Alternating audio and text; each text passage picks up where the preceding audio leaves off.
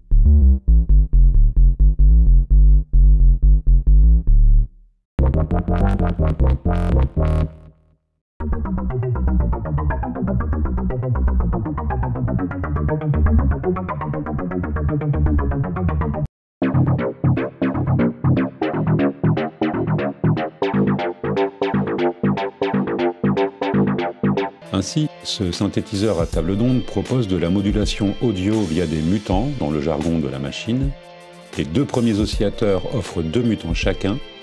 Les mutants sont de différents types, FM linéaire, synchro, PWM ou encore l'empilement d'oscillateurs. Chacun des types de mutants propose de nombreuses options. Par exemple, pour la FM, on pourra sélectionner la modulatrice parmi les oscillateurs 1, 2, 3, un modulateur en anneau, un triangle, un sinus et la liste est encore longue.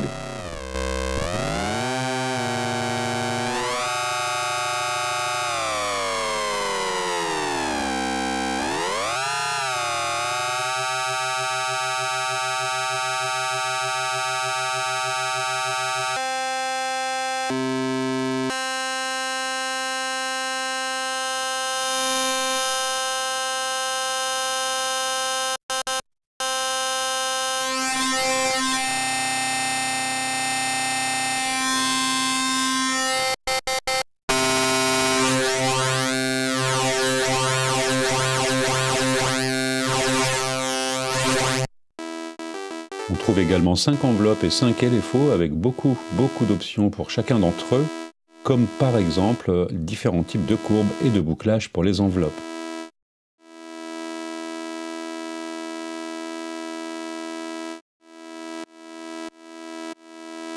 La machine embarque également une matrice de modulation à 32 entrées, poussant encore les possibilités de création. Cette proposition offre donc des possibilités de création sonore vraiment infinies, et si l'on ajoute les options de la section mixage, qui outre les 3 oscillateurs permet d'injecter le ring modulateur ou du bruit de différentes couleurs, ainsi que la section d'effets très complète et d'excellente facture, cela ajoute encore aux possibilités immenses qu'offre l'Hydrasynth. Les filtres sont tout aussi excitants et un beau set de différents filtres est disponible permettant d'explorer leur action sur les harmoniques. Tant mieux, car le contenu harmonique peut être très complexe une fois le son modulé comme évoqué juste avant. Alors tout ça pourrait être bien lourd à programmer si l'équipe derrière la machine n'avait pas œuvré comme elle l'a fait sur l'interfaçage homme-machine. Chaque fonction est accessible très rapidement via les nombreux boutons rétroéclairés et les différents écrans très lisibles. Ensuite, les rotatifs permettent d'opérer les différents réglages représentés par l'écran associé. Drôlement bien vu. Alors mon modèle c'est l'Explorer avec un mini clavier, cependant ce dernier est vraiment très agréable à jouer. Certes, il faut adapter sa course de jeu à ce type de mini-touche, mais ici on éprouve un vrai plaisir à jouer. Le clavier est de type Polytouch et offre donc l'aftertouch polyphonique, ouvrant là encore de belles possibilités de jeu / modulation. Vous l'aurez compris, l'Hydrasynth est donc une merveille pour les sculpteurs de son. On peut obtenir des résultats complètement télescopés, très facilement, ou des choses plus classiques et de toute beauté.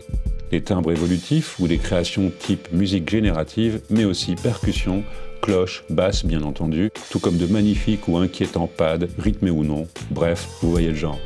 Alors maintenant qu'on a survolé de très haut les possibilités apportées par le premier synthé de AMS, voyons les pour et les contre, comme le veut la série The Keepers.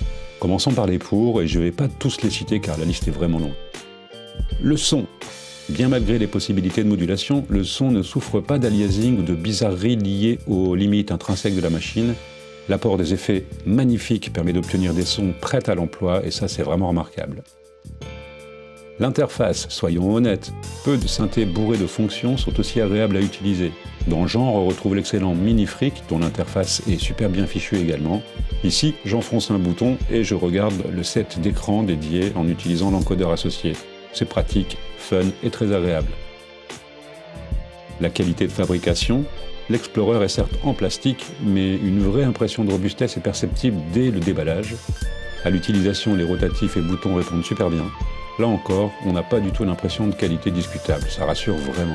Les possibilités de création, ici on a une véritable machine de guerre niveau création sonore, avec 5 générateurs d'enveloppes, oui 5 LFO, oui 5. La machine peut nous envoyer dans le cosmos pour de bon. Après quelques semaines d'utilisation, j'ai cédé les 3/4 de mon système modulaire, tant la machine a énormément à offrir pour les utilisateurs dont le temps sur Terre est limité. Bon, sauf les vampires, les Illuminati, Raël et les droïdes. Le nombre d'emplacements pour nos pré-réglages, vu qu'on va assez vite pour créer des trucs vraiment uniques, on pourrait se sentir à l'étroit avec 32, 64 ou même 128 emplacements. Ici, on a 8 banques de 128 emplacements et l'on pourra, grâce à un excellent gestionnaire de bibliothèque logicielle, sauvegarder nos banques de sons sur des supports externes. L'arpégiateur qui lui aussi permet de belles fantaisies, la qualité sonore de différents types de filtres, et je m'arrête là pour les pour et je passe au contre. Bon, alors je vais être honnête, j'en vois pas beaucoup. À part ces sempiternels rubans en lieu et place des molettes de modulation et pitch bend, faut que je me creuse la tête pour voir des points négatifs. Allez, on pourrait se plaindre du manque d'entrée CV et de la limite des sorties à 5 volts, mais les possibilités de création de la machine sont tellement vastes qu'on est quand même très content comme ça. Et pour chipoter, on pourrait aussi lorgner sur le châssis métal des autres versions, mais bon, le prix serait pas le même non plus. Hydrasynth est donc une vraie réussite et un fort joli coup pour un premier instrument. Bravo à ASM pour ce fantastique outil et merci à vous d'avoir suivi cet épisode.